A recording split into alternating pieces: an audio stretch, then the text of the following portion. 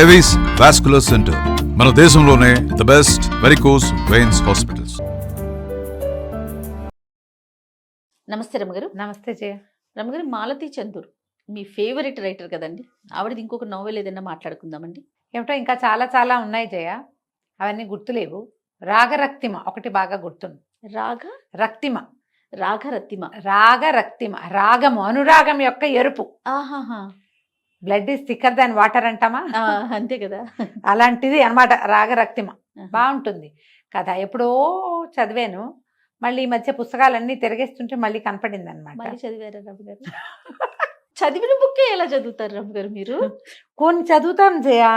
మీకు పుస్తకాలు చదవని వాళ్ళకి చదివే వాళ్ళ తాలూకు ఆ లోపల జీలేమిటో మీకు అర్థం కాదు. నిజం అండి, 100%. నాకు కోత పుస్తకాలు చదివేసేద్దామని ఎంత ఉంటుందో, పాత పుస్తకాలు చదివినవి కొన్ని కొన్ని పట్టుకుంటాయి లోపల. మళ్ళీ చదువుతారు అవి. ఆ పట్టుకున్నవి మళ్ళీ చదువుతాను. సూపర్. అలా అనకూడదు మనం. ఇప్పుడు చూడు, నేను నా దగ్గర విశ్వనాథ్ సత్యనారాయణ గారిది 1000 పడగలు నువ్వు చాలా సార్లు అడిగావు, చెప్తావా? నా వల్ల అయ్యేది కాదు అది. నాలాంటి వాళ్ళు 10 మంది ఉంటే ఆ 1000 పడగలు చెప్పగలుగుతావు. మరి మామూలు పుస్తకం అజయ్, అది మామూలుది కాదు. ఎన్ని కథలు ఉంటాయో, ఎన్ని క్యారెక్టర్సో, ఎంత లోతో, ఎంత డెప్త్. మన అపూర్వ చింతామణి వాటన్నిటికన్నానా? అంటే నేను ఒక వాక్యాలు కొన్ని మాట్లాడితే నీకు నచ్చుదో నచ్చదో. 1000 పడగలకి దిష్టి తీయటానికి కూడా పనికిరావు నిజంగా, అంత గొప్పది జయ. కాదు రమగారు, ఒకే కథలో మొత్తం క్యారెక్టర్స్ ఉంటాయా, లేకపోతే ఒకే కథ, ఒకటే కథ, ఒక వ్యక్తి, ఒక పీరియడే మొత్తం చర్చించబడుతుంది. కానీ దాంట్లో వివిధ రకాలైన వేరువేరు అంశాలు, ఇప్పుడు సామాజిక పరమైనవి కొన్ని కనపడుతూనే, కొంత స్పిరిచువాలిటీ, కొంత భక్తి, కొన్ని మనం నమ్మలేనివి, మనకు అవగాహన లేనివి, మనకు అర్థం కానివి, మన ఊహకు కూడా రాని విషయాలు కూడా ఉన్నాయి. కానీ అది మనం ఒప్పుకునేలాగా ప్రజెంట్ చేస్తారు సత్యనారాయణ గారు. మహానుభావులు, ప్రాతస్మరణీయులు. పొద్దున్నే తలుచుకోవాలి వారిని నిజంగా. అసలు ఒక్కొక్క పుస్తకం ఒక్కొక్క ఆణిముత్యం అయింది. మామూలుగా ఉండదు. ఇందులో ఏంటంటే కొంతమందికి ఎక్కకపోవచ్చు. బేసిక్ సత్యనారాయణ గారు ఎక్కటం అనేది ఒక పాయింట్ ఉంటుంది, విశ్వనాథ్ వారు ఎక్కటం అనేది ఒక పాయింట్ ఉంటుంది. ఆ పాయింట్ మీద నాకు వారికి అనమాట అది ఇష్టం. ఓకే. ఆయన పుస్తకాలన్నీ చెప్పాలంటే మన వల్ల కాదు. అది కథ ఎక్కడో మొదలయ్యి ఎక్కడికో వెళ్తుంది. మామూలు కథల్లాగా నడవు. అసలు 1000 పడగలైతే చెప్పద్దు, నేను ఒక 30+ టైమ్స్ చదివాను నేను దాన్ని. 30 కంటే పైనే. ఆయన కూడా మీరు చెప్పండి అంటున్నారు. చెప్పనంటల్లా, చెప్పలేనంటున్నారు. చెప్పలేం. మీరే చెప్పలేనంటే కష్టమే. అది కరెక్ట్గా దాన్ని, పైగా ఈ స్వాతంత్రోద్యమ కాలం నాటివి అవన్నీ కూడా కొన్నాళ్ళ అవి కూడా వస్తాయి. జమీందారీ పరగణాలు పోవటాలు అవి కూడా ఉన్నాయి. అందులో ఒక ఏమంటారంటే అంతు తెలియని ఒక ఆధ్యాత్మికత కనపడుతుంది అందులో. స్పిరిచువాలిటీ ఉన్న పుస్తకం. ఓకే. మనం మాలతి చందూర్ నుంచి విశ్వనాథ్ వారి దగ్గరికి వెళ్ళిపోయాం. సరే, ఏదైనా చెప్పాలి కాబట్టి ఏదైనా సరే పాత పుస్తకాలు కొన్ని ఇష్టమైనవి చదువుతాను జయ. ఈ రైటర్స్ ఇష్టం. ఇప్పుడు చూడు, నేను మరి ఎద్దనపూడి గారివి ఎన్ని పాత పుస్తకాలు మళ్ళీ చదువుతున్నా. అవునవును కదా. ఎప్పుడో చదివాను మల్లాది వెంకటకృష్ణమూర్తి గారిది రేపటి కొడుకు. ఆ పుస్తకం మొన్న కనపడితే మళ్ళీ దాన్ని మళ్ళీ చదివాను. ఇష్టమైతే చదువుతారు. అది కొన్ని పుస్తకాలు ఉంటాయి, ఒకసారి చదివితేనే ఎక్కువ. కొన్ని సగం చదివాక ఏమిటి చదువుతున్నాం మనం, ఇది ఏమిటిది అని మానేస్తుంది. ఎందుకు వచ్చిందిలే, ఇంక చాలా బోరుగా ఉంది అనిపిస్తాయి. నాకు షాలోగా పై కథలు నచ్చవు. మీరు రియలిస్టిక్ గానే యాక్సెప్ట్ చేస్తారు. జీవితానికి దగ్గరగా ఉండేవి. రెండోది, మనకు అంతుబట్టని వ్యవహారం ఉండాలి అందులో. అది సైన్స్ కాదు, సైన్స్ కానిది. స్పిరిచువల్ ధోరణిలో ఉండే పుస్తకాలు మనకు అర్థం కాని ఉంటాయి చూడు, అవి ఇష్టం. అర్థం కాకూడదు మనకి, అప్పుడు ఎక్కువ చదువుతాం అనమాట.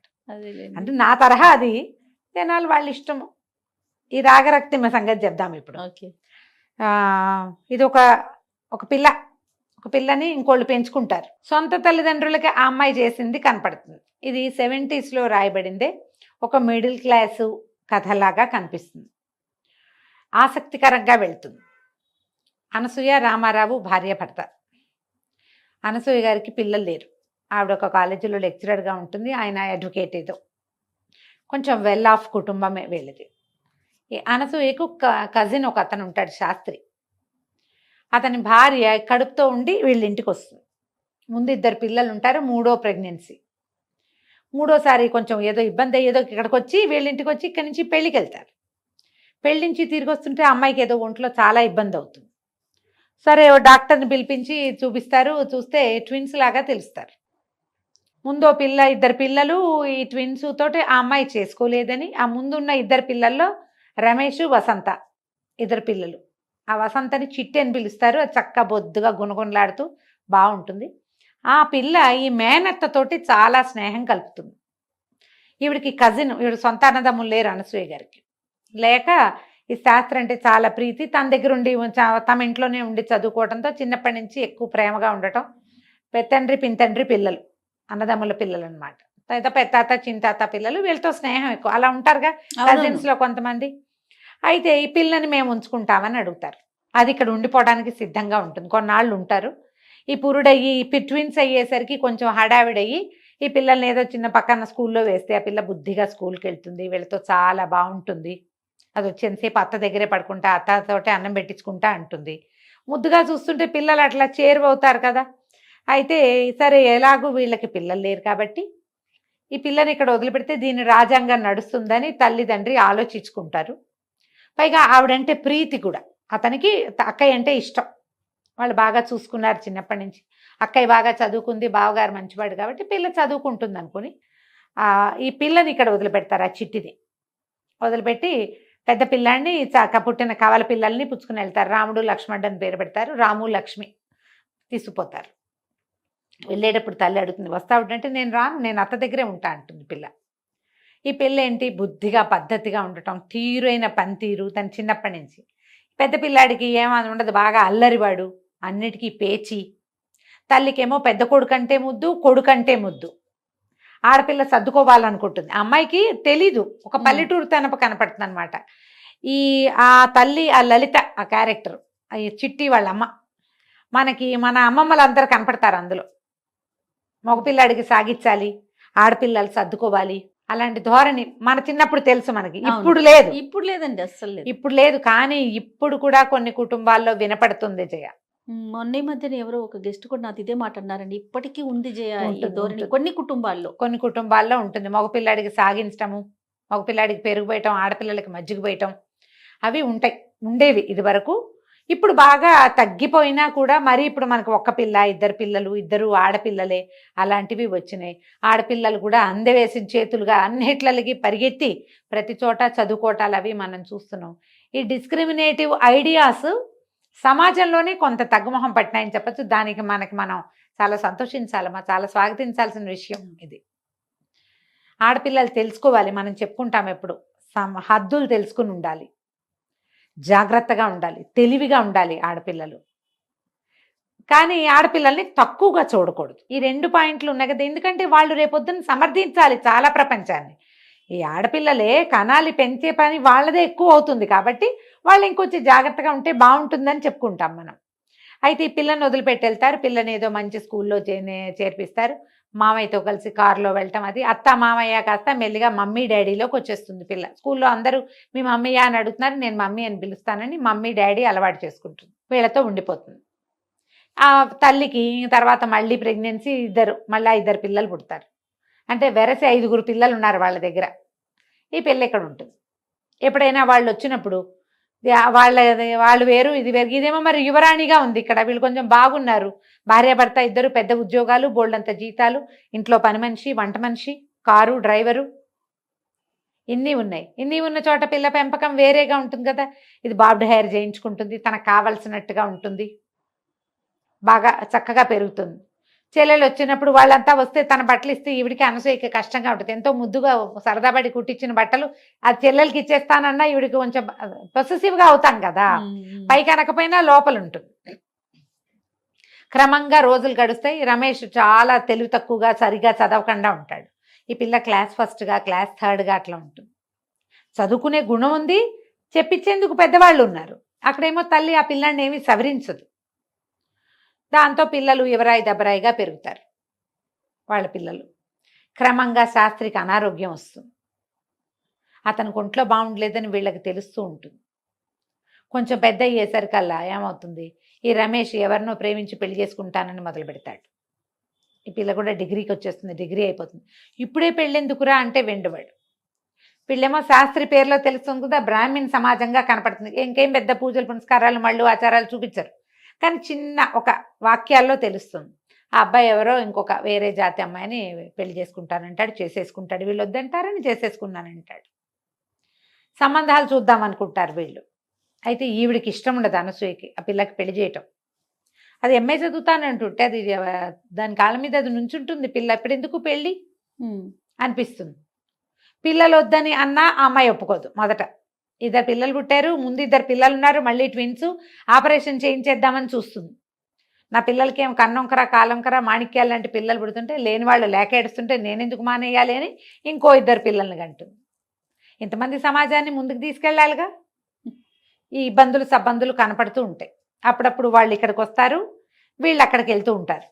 వాళ్ళు ఇక్కడికి వచ్చినప్పుడల్లా ఆ పిల్లకి చిట్టికి తెలుస్తూ ఉంటుంది అనమాట, తనకి చెల్లెలకి ఉన్న తేడా, తన తల్లికి మమ్మీకి ఉన్న డిఫరెన్స్. తల్లులు ఇంత మూర్ఖంగా ఈ పిల్లల్ని ఇలా పిచ్చి పిచ్చిగా ఇష్టారాజ్యంగా అన్నిటికీ పేచీలు, అన్నిటికీ గొడవలు, శుభ్రాలు లేవు, పని పాట రాదు, చదువు మీద శ్రద్ధ లేదు, జీవితం మీద ఫోకస్ లేదు.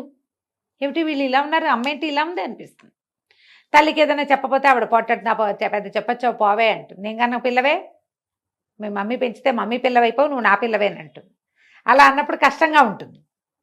ఇంతలో ఏమవుతుంది, శాస్త్రికి బాగా అనారోగ్యం చేస్తుంది. ఆయన చూడ్డానికి అక్కడికి వెళ్ళేసరికి అతను చనిపోతాడు. ఈ సందట్లో మనకి ఇంకా కొన్ని క్యారెక్టర్స్ని పరిచయం చేస్తారు. మొట్టమొదటి డాక్టర్ జానకీబాయి అని ఒక క్యారెక్టర్ని చూపిస్తారు. ఈవిడ పురుడు పోయటానికి వస్తుంది. ఈ జానకీబాయి అనసూయ గారికి చిన్నప్పటి నుంచి ఫ్రెండ్. ఆవిడ డాక్టర్ అవుతుంది, కానీ చైల్డ్ విడో, బాల్య వితంతు. దాంతో ఆవిడ మళ్ళీ ఏం పెళ్లి చేసుకోదు. ఆవిడ అన్నయ్యతో కలిసి ఉంటుంది. వాళ్ళ మేనల్లుడు మేనగోడళ్ళు ఉంటారు. వాళ్ళ ఫ్యామిలీతో మంచి స్నేహాలు ఉంటాయి. వాళ్ళ మేనల్లుడు ప్రభాకరం, ఆ అబ్బాయికి ఈ పిల్ల అంటే ఇష్టం. ఈ చిట్టు అంటే వసంత దాని అసలు పేరు, కానీ చిట్టు అంటారు. అతనికి ఆసక్తిగా ఉంటుంది ఈ అమ్మాయి పట్ల. కానీ ఈ పిల్లకి తన ఇల్లు మమ్మీ ఈ గోల్లోనే ఉంటుంది. తెలుసు తనకి ఇతను తన మీద ఇంట్రెస్ట్ చూపిస్తున్నాడు అని. ఈ తండ్రి అక్కడ మరణించేసరికల్లా ఇల్లు చూస్తే ఆ రమేష్ ఎవరినో పెళ్లి చేసుకుని వాళ్ళ ఇంటికి వెళ్ళిపోయాడు. ఈ వెనకాల పిల్లలిద్దరూ ఇంకా చదువులో ఉన్నారు, 2 చిన్న పిల్లలు. తల్లికి అయోమయం, ఏమీ తెలియదు ఆవిడికి. డబ్బు ఎక్కడి నుంచి వస్తుందో ఎలా పోతుందో తెలీదు, అసలు కంట్రోల్ లేదు. ఈ సంసారం ఎట్లా? దాంతో నేను ఇక్కడే ఉండిపోతానంటుంది. తల్లిదండ్రి వద్దని అన్నా కూడా ఏమంటారు, ఆ పిల్లకి తన ఫ్యామిలీ పట్ల బాధ్యత ఉంది. ఇక్కడ ఉండి ఉద్యోగం చేస్తాను, ఈ సంసారం నేను దిద్దుకోకపోతే కుదరదు, నేను ఇలా వీళ్ళని వదిలిపెట్టలేనని ఇక్కడ ఉండిపోతుంది. ప్రభాకరంకి చెప్తుంది, 2 పూర్తి సంవత్సరాలు వీళ్ళతోటి 3 ఏళ్ళైనా ఉంటే కానీ ఇది నా వల్ల అవ్వదు అని.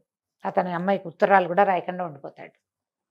డాక్టర్ అతను వాళ్ళ మేనత్తలాగానే అతను కూడా ఎంబీబీఎస్ చేస్తాడు. సరే ఇంకేం చేస్తుంది, ఇక్కడ ఉంటుంది. ఇంకా ఇక్కడ నుంచి కాలేజీకి వెళ్ళటం, ఉద్యోగం, ఎవరినో 2 పిల్లల్ని ట్యూషన్కి పెట్టుకుంటుంది. డబ్బులు జాగ్రత్త, పొదుపు, అమ్మ అది చేయదు ఇది చేయదు అలా చేయదు, ఏం చెప్పినా తల్లి విందు. ఆవిడకి ఒక ఎబరాయి దబరాయి పద్ధతులు, ఫోకస్ లేకపోవటం, ఇలాంటివే ఉంటాయి. ఈ అమ్మాయి ఏమనుకుంటుందంటే అన్నయ్య ఎట్లాగూ బాధ్యత తీసుకోడు, ఈ చిన్నపిల్లలు తన తర్వాత పిల్లలిద్దరినైనా ఎక్కించి వాళ్ళిద్దరికి చదువులు అయిపోతే వాళ్ళ తర్వాత సంసారం వాళ్ళు చూసుకుంటారు. ఈ తమ్ముడి చెల్లెలు చదువుల కోసం ఉండిపోతుంది. ఉండి ఇక మెల్లిగా కాలేజీలో ఉద్యోగానికి చేరుతుంది. ఎంఏ చదువుకుంది కదా, స్పెషల్ ఇంగ్లీష్ క్లాసులు తీసుకుంటుంది. దీన్ని డబ్బు పిచ్చి అంటుంది వాళ్ళమ్మ. ఇంతలో ఏమవుతుంది, ఆ రమేష్కి వాడికి ఒక కొడుకో కూతురో పుడతారు. వాడు కాస్త ఇక్కడికి వచ్చేస్తాడు అత్తగారితో పోట్లాడి. ఆవిడికి కొడుకు వచ్చేస్తే చాలు, అంతకుముందు కులం పనికి రాలేదు కానీ ఇప్పుడు పనికి వస్తుంది. మనవడు ముద్దు, మనవడితే వస్తే అన్నీ ఓకే, కోడల్ని వంటింట్లోకి రానివ్వదు. ఒకరోజు గడిచేసరికి కోడల చంటి పిల్లాన్ని ఎత్తుకుని అది కూడా వచ్చేస్తుంది. మొగుడు వదిలిపెట్టి ఉండలేను నేను, మా అమ్మ వద్దన్నా సరే అని. ఏదో ఫ్యాన్సీ షాప్ పెట్టించారు వాళ్ళు. ఆ షాప్ నడవల. ఆవిడ గేదెల వ్యాపారం ఉంది, వాటిలో బాగా డబ్బులు వస్తాయి, నువ్వు కూడా గేదెలే చేయమంటుంది. వీడినే చేయను అంటాడు. మరి ఈ అబ్బాయి ఎలాంటి ఫ్యాన్సీ అబ్బాయి, పైగా షోగా నాన్న ఉద్యోగం చేస్తుంటే సంపాదించు తిన్నవాడు.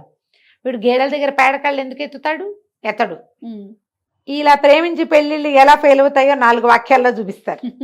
ఆ అమ్మాయి కాస్త వస్తుంది, వీళ్ళతో పాటే ఉంటుంది. అమ్మాయి కొంచెం శుభ్రమైన మనిషి, మెల్లిగా సెట్ అవుతుంది. ఈ లోపల ఏం చేస్తుంది, చెల్లెలు పిల్లాడికి, తమ్ముడేమో బ్యాంక్ జాబ్కి దేనికో వెళ్తాడు రాము.